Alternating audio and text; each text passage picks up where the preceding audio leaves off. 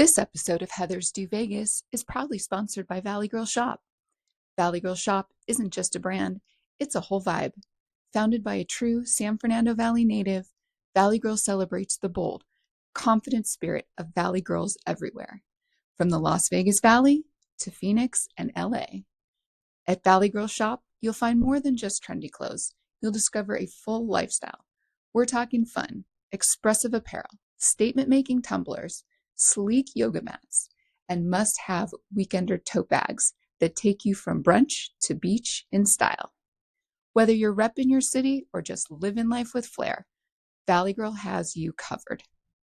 So wherever you are, poolside in Vegas, desert chic in Phoenix, or cruising the LA scene, embrace your inner Valley Girl. Let our collections inspire you to live boldly, dress confidently, and celebrate your unique vibe every day. Shop now at valleygirlshop.com. That's valleygirlshop.com.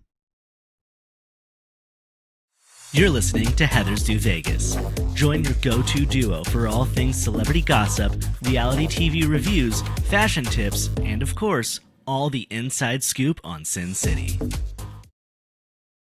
Hello, I'm Heather Ashley. Yours truly is going to be hosting you for very special episodes for the rest of the summer called Summer Shorts. Get it? Summer Shorts. These are going to be shorter episodes to keep you informed on all the latest and greatest on our usual topics, pop culture, reality TV, must-see TV, and of course, everything fun in Las Vegas. First up, let's get into reality TV. The Valley. The best news that we have heard so far is that Jax will be leaving the show. He's not returning for the third season. Unclear why. We're supposed to find out during the reunion, which is coming up. Not sure if this was his choice or producers. Either way, I think it's a good break. A good break for him, for the cast, for Brittany. The Janet of it all. I've gone hard on Janet in the past. I find myself a little wishy-washy with old Janet. She makes some good points, but then she just seems such the villain. I'm not clear how I feel about her. Look, she's delivering. This is a reality TV show and she's doing her job. That's the bottom line, right? And what about Sheena and Lala? So this is interesting, right? We've seen them pop in on a couple episodes. Sheena, I feel, makes the most sense in this show. She's had a little bit of a smoother transition, although she does off very trepidatious. It almost seems like she's uncomfortable. She doesn't fit in. It's a little odd to me. And then with Lala, even stranger. It just seems so forced and strange. But from what I'm hearing with the cast shakeup, Jax leaving, maybe a few other people are going to leave. We're going to see more of Sheena and Lala and probably Tom Schwartz. I wanted to mention too, if you're not watching on YouTube, I am coming to you live from the Live Day Club at Fontainebleau. I figured this was a fantastic backdrop for the first episode of your summer shorts on this podcast. And before all my friends show up, we're going to get this episode in the can. So hang on. Here we go. Next up, Real Housewives of Miami. Loving it so far. This is one of my favorite franchises because it reminds me of Vegas in so many ways. Everything is just glitzy, glamorous, over the top, except their beach side. I always love this franchise. We had a bombshell this week with Guerdy bringing out text message receipts on Julia. And the girls had an interesting reaction. I was pleasantly surprised that a lot of the girls rallied around Julia. Guerdy was really trying to make a point and put her on blast for what she feels is bad behavior. I got to tell you, I've watched every episode and I still can't quite figure out what is going on with this feud. There's a cruise involved. There's a facelift involved. There's cancer involved. I have to be Sherlock Heather and get out my monocle to figure out what is going on. This is where I need an intern, people. I need an intern taking notes, breaking it down, giving me some cliff notes, because it's an insane fight. The girls rallied around Julia. Julia stuck around. She did not run away completely. Good for her. I think what we're going to find with Julia, who is kind of an unsuspecting villainess, if you will, because you just wouldn't suspect her. Very unsuspecting. She seems like she's like the nice girl that just tags along, hangs on the wall, doesn't cause a lot of waves, and she's in the center of the storm. And I think what we're going to find is that she's going to come back at the end of this, and then in next season, she's going to be in the middle holding the center mojito. That's my prediction. All right, let's move on to Orange County. We're a couple episodes in. Gretchen Rossi is back, and I'm excited for her to be back. I can't even believe it. I think they said 2 years since her last season, which is just crazy. And I do want to say something here. I personally met Gretchen. I worked with her on an event that I had, and she was so nice. One of the most professional celebrities that I've ever worked with. She brought Slade with her to the event, and he worked just as hard as she did. I felt like I got a 2-for-1 deal. So just a little sidebar on Gretchen. So in my opinion, she can do no wrong. Just really, really lovely person. And Slade was very nice as well. Now, Katie, craziness. Girl. Again, another one that you just would not suspect to be in the eye of the storm, but she is. She's there. And she's just ripping through these girls one by one. I mean, she's taking them down like she's playing football. She's just tackling one by one. I don't know who's going to be left standing to be her friend at the end, but we'll see. And the hard part is, she in the wrong? Is she the one lying? That we're going to see. We're only a few episodes in. Emily, this is an interesting one. I've heard a lot of backlash on Emily, and points are being brought up. She got really mad at Katie about bringing kids into certain fights, and yet she is making her 10-year-old's alleged, or what she's calling sort of an eating disorder, out and for public consumption. And that's her prerogative to do that. But I got to tell you, if I was 10 years old and going back 10 years later, and I am watching this show and my mom's talking about my eating disorder or that I might be on the spectrum, I'm not sure I'd be too happy about that. But she's got to earn a paycheck too. She needs to earn a spot and hold that orange, right? Okay, Next Gen NYC. This show, initially really enjoying it. I don't hate it. I'm still okay with it. It has made it probably to the bottom of my reality TV watch list at this point. Learning more and more about these kids, right? They're getting some layers, interesting things. But I find myself starting to feel like I'm babysitting, but I'm not getting paid for it. So I'm not sure about this show. We'll see. I'm not sure what else it needs. A little more drama or something, but it does feel a little bland. If it weren't in New York, I don't think this show would last. But, you tell me, you let me know what you like about Gen NYC, and maybe you can convince me otherwise. All right. And just like that, man, I got to tell you, there are full-blown podcast episodes out there dedicated to picking this show apart and just bashing it. Now, of course, do we love our Carrie? Yes. Do we love all our other girls? Yes. Will we continue to watch this? Absolutely. That being said, I couldn't be more thrilled that Aiden is gone. I was ready for him to leave last season, but they had to keep dragging him around like last season's handbag. And it's come full circle. I'm excited to see what happens with Duncan.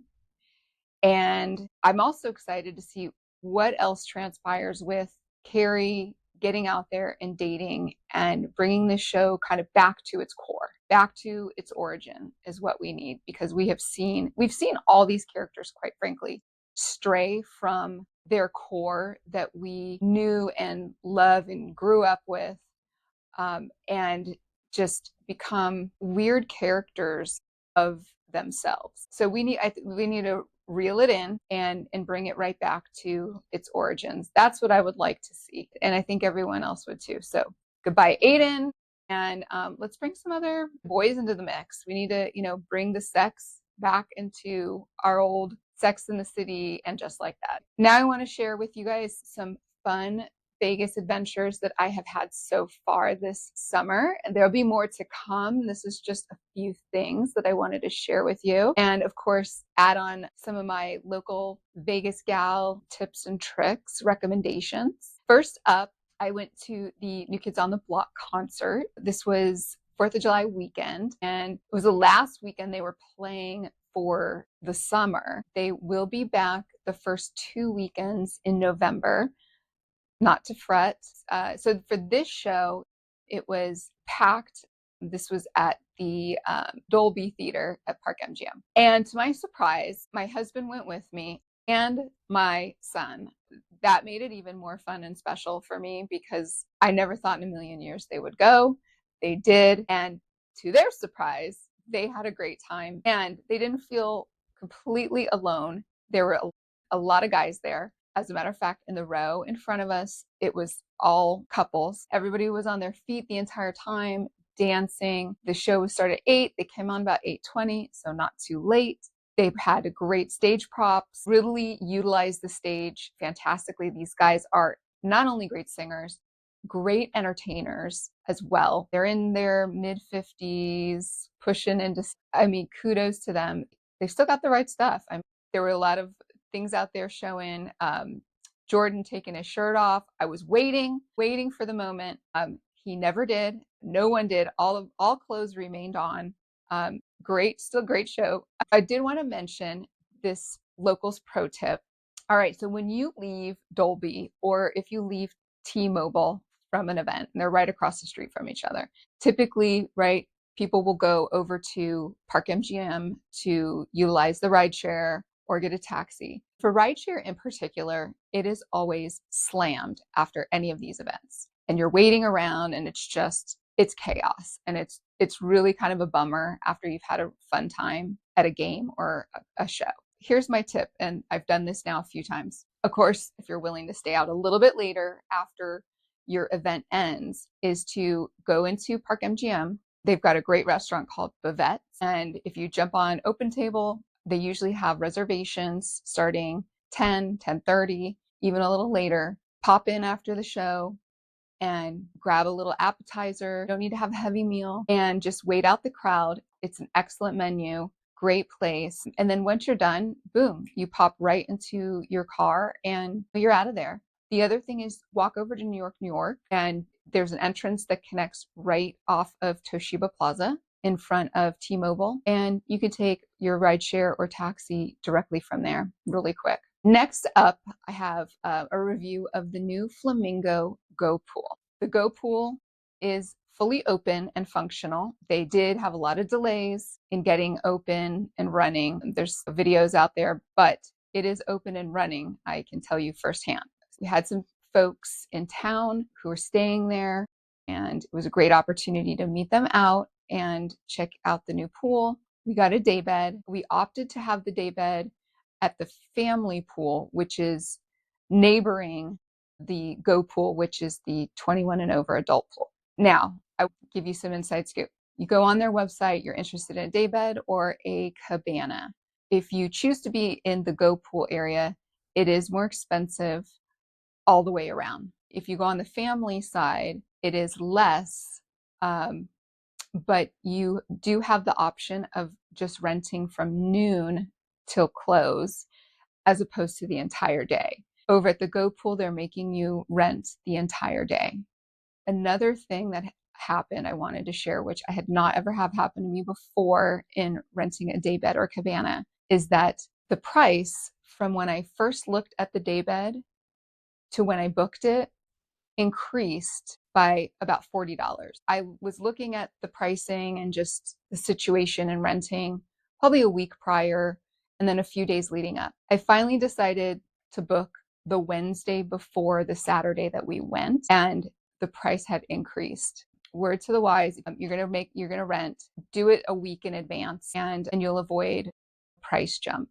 Back to the experience. The family pool was pretty small. It generally looked like their old pool. I don't know what they did to it over there on that side. It didn't look like a huge renovation. Maybe they replastered the pool, unclear. Service was great. It was a very busy pool. The water was kind of murky, which not appealing. I don't see that very often in Vegas pools, but it did get a little gross, I will say. The music from the DJ at the Go Pool is so loud that you can hear it just as loudly in the family pool, which it didn't bother me. But if you're looking for a more calm situation in the family pool, you're not going to get it in terms of the music. However, the DJ was great. Not a lot of people were complaining about that, but just so you know. Over at the Go Pool, this place was packed.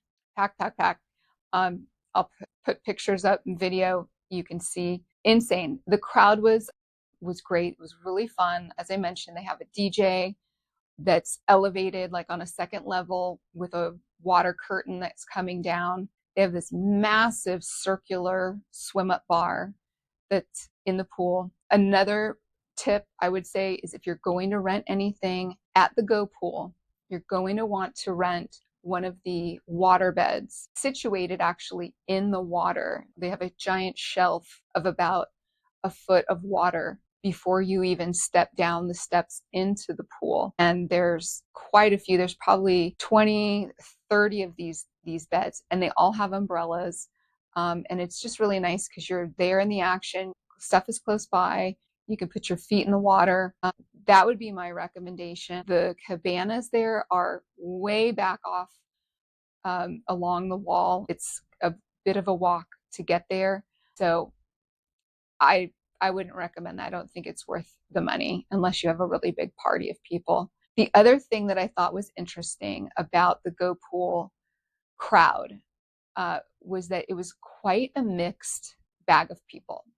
What I mean by that is it was an all ages situation. Well, of course, 21 and over. But on one side of me, I had people celebrating, 21st birthday party. On the other side of me, I had a group celebrating 50th birthday parties and everything in between, which a lot of the day clubs will skew a lot younger. Overall, the majority of the people are going to be much, much younger. And this was definitely like a mixed bag of all kinds of folks, which I thought was cool. So nobody really, I think felt uncomfortable or out of place. I don't know if I would go back this season to the Flamingo Go Pool, but I have heard that they do let in locals for free. That's been published. I did not see it on the website when I was booking. I don't know, maybe it's hidden around somewhere, but I personally did not see it. So far, those have been some of my summer adventures, and I do have more of them coming up for the next episode. I am out there doing the work for you. Don't forget to subscribe, rate, review the podcast. Please follow us on all of our socials at Heathers Do Vegas on Instagram, TikTok, and on YouTube. You can watch this podcast on our YouTube channel. And, normally I would say don't do anything we wouldn't do, but you know what? It's summer. So go ahead and do it. All right. Until next time. Bye.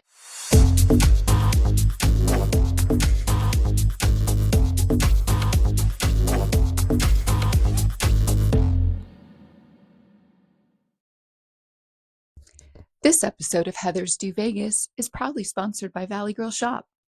Valley Girl Shop isn't just a brand, it's a whole vibe. Founded by a true San Fernando Valley native, Valley Girl celebrates the bold, confident spirit of Valley girls everywhere, from the Las Vegas Valley to Phoenix and LA. At Valley Girl Shop, you'll find more than just trendy clothes. You'll discover a full lifestyle. We're talking fun, expressive apparel, statement-making tumblers, sleek yoga mats, and must-have weekender tote bags that take you from brunch to beach in style. Whether you're repping your city or just living life with flair, Valley Girl has you covered. So wherever you are, poolside in Vegas, desert chic in Phoenix, or cruising the LA scene, embrace your inner Valley Girl. Let our collections inspire you to live boldly, dress confidently, and celebrate your unique vibe every day. Shop now at valleygirlshop.com. That's valleygirlshop.com.